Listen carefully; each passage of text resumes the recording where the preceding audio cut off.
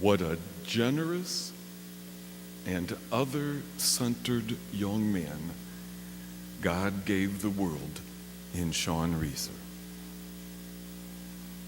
For the past few days, we've heard one story after another about how kind he was, how generous he was, how encouraging and loving and thoughtful. He also had integrity to go with that kindness. And his family described how he chose to walk away from a job that asked him to do some things that were unethical.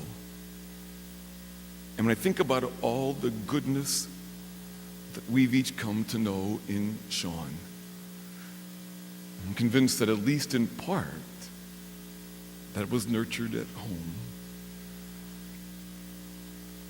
When we were gathered with the family to prepare for this day, and I asked, "Are you angry at the driver of the car?" Every single person shook their head no. Said it wouldn't bring Shawn back, and we don't know what's going on inside of them either. And that goodness that we all saw in Shawn was obviously nurtured at home. Now, as Shawn's grandma Jane said, Shawn was not perfect. He was a normal kid with a good heart. When it came to fishing, for example, Jennifer wondered how he could ever shut up long enough for the fish to come near, huh?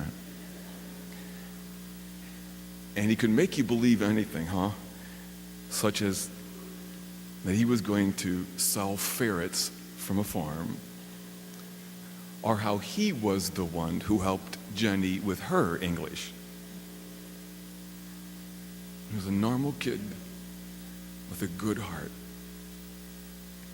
And the family picked this reading we just heard from St. Paul because they believe it described him.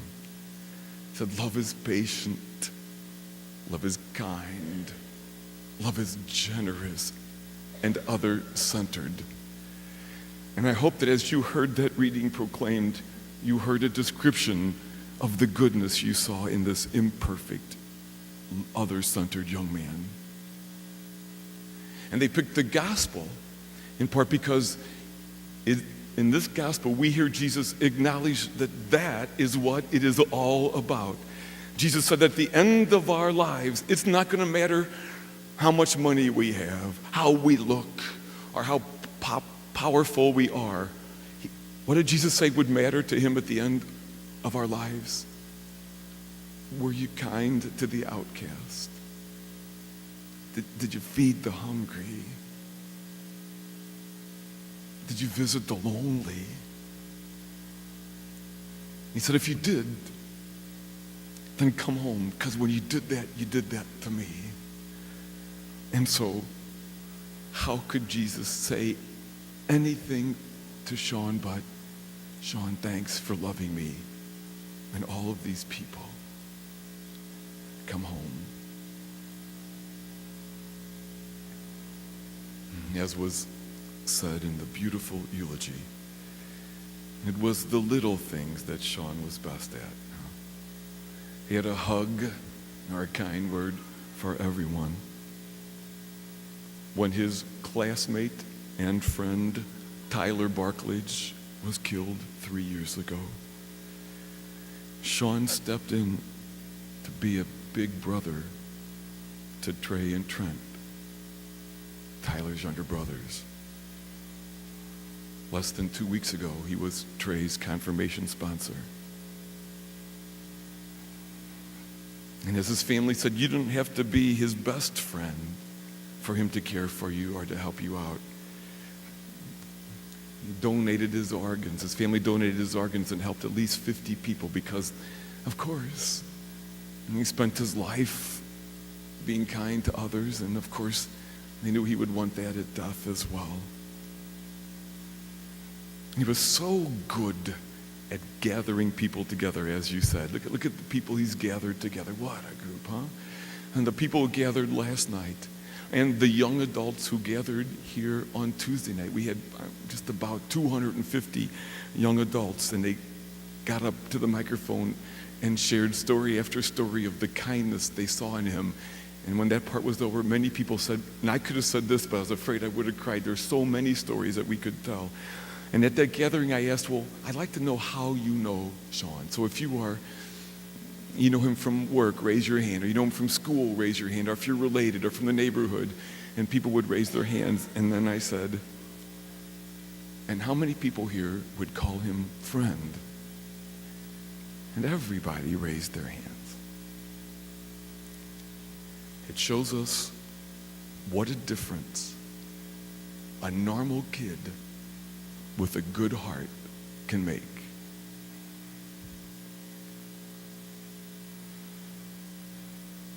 Mike and Sandy and Jenny and the rest of your family. Every person in this church wishes we could somehow make it untrue that Shawn died, and we can't. And we wish we could somehow take away your pain, or ease it at least, and we know that we can't. But by our presence here, we do say three things to you, huh?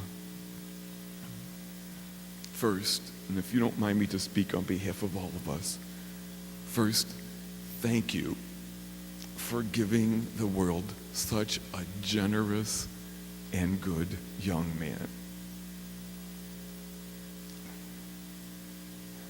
Secondly, we are so sorry for your loss. While we experience some of it, we know that we can never understand the depth of your emptiness. But even in our sorrow for your loss, know that we will stay in solidarity with you. And we hope that you feel free to cry around us for years to come. And you feel free to laugh with us.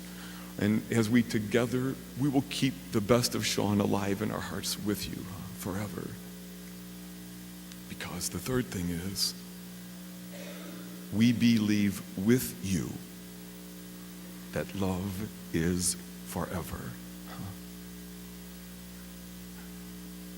While Shawn is gone from our eyes, he's not gone from our lives. And though we don't get to hug him here, our relationship with him hasn't ended. And we stand in solidarity with you to say that love is forever and forever. And Sandy, no matter how big your kids get, they always fit in your heart, don't they, huh? And Jenny, I'm glad that Shawn has you for a big sister. And you will always be his big sister. And though imperfect, he loved you. And Mike, when you hunt or fish, I hope you are able to sense his presence there. And if you can't sense it, you trust it, because he's still with you. And to all who love and miss Shawn, we remember that love is forever. St. Paul said, there are three things that last: faith, hope, and love. And the greatest of these is love. One final thing. Shawn loved music. And Jenny talked about the eclectic mixture of music he had in his iPod. Rap, 80s music, adult contemporary, and what Jenny called middle-aged female woman music.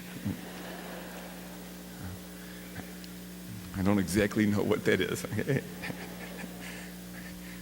And Shawn would ask people to try to name a song that he didn't have in his iPod. And maybe Shawn's love of music gives us some perspective today. Because I would like to suggest that perhaps it makes sense to think of our lives as music. There are times when there's a certain harmony and flow to our living, huh? Things seem okay. There's a rhythm, there's a melody, and there's a harmony. And I think it's good to savor those times, huh? Because into the beauty and harmony of our lives, tragedy strikes. It comes to us in so many ways, huh? Through an ended relationship, a job loss, a bad diagnosis. But today, it comes to us as death. And when the tragedy strikes, it is as if the music of our lives is silenced. And our world is shattered. That silence, that deafening silence, is the silence known by everyone who has ever loved and lost. It is the silence of Good Friday. It says the disciples watched Jesus, their loved one, killed. And as much as we wish, we can't make the music come again. Oh, we try to put the pieces back together the best that we can. But we can't make the song happen again or continue. But my brothers and sisters, here is where our faith speaks to us. It might feel like naked faith, but we choose to trust that the song can continue. That just as Jesus was raised from the dead, that silence of Good Friday would yield to the song of Easter. And the promise for you, and the promise for me, and the promise for everyone who has ever loved and lost is that while we can't put the pieces back together and make the music begin again, we don't have to. But rather God, the God who loved us enough never to cause death, but to take it on and to transform it, can take the silence of our shattered lives and sing a new song. And I would suggest this, that every time we act with the same other-centered, generous spirit that Shawn lived, the song continues in us. Well, it really was never our song. It was the song of goodness and love of God from the very beginning. And Shawn was one of its singers. And every time we do what he did to go out of our way to help a friend, maybe even somebody we didn't know so much, God sings anew through us for the world. And the truth is, we might not be able to hear it, but we stand here today and believe that the song continues and that God sings around us and in us and through us until the day we gather side by side to join voices in heaven to sing of God's goodness forever.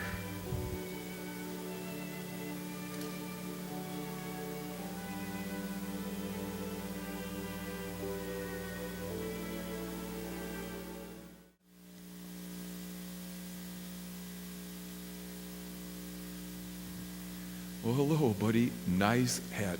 Long horns. Yeah, like Shawn. Yeah, Shawn always liked his long horns hat, didn't he? And I know he had a good sense of fashion, didn't he? Better than you, better than me. I know that. Yeah. So Big Al, as we're here today, what are you thinking? It's sad. It's sad. Oh, it's so sad, isn't it, Big Al? When somebody we love dies, we miss them, don't we?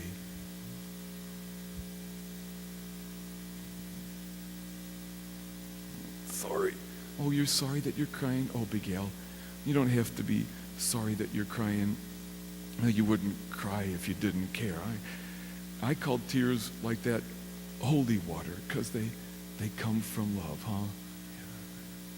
And Big Al, if I were to ask you, where is Shawn now, what would you say?